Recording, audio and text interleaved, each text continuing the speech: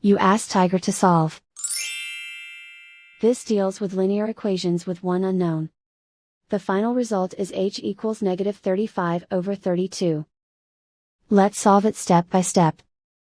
Simplify the expression. Expand the parentheses.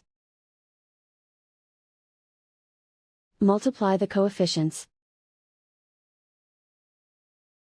Simplify the arithmetic. Group like terms.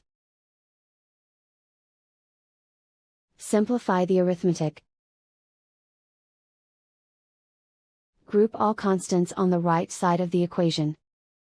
Add 35 to both sides. Simplify the arithmetic.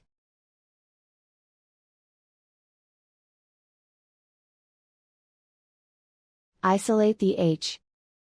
Divide both sides by -32. Cancel out the negatives. Simplify the fraction.